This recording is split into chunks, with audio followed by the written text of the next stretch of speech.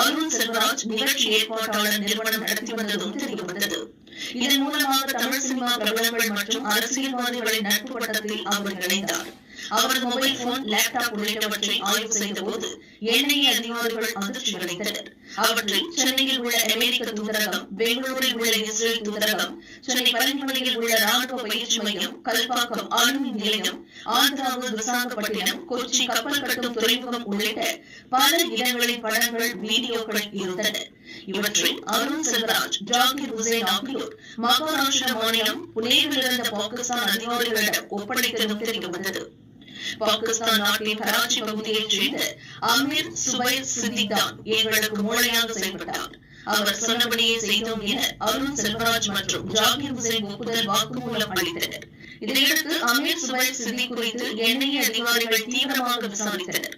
அவர் இலங்கை தலைநகர் கொழும்புவில் உள்ள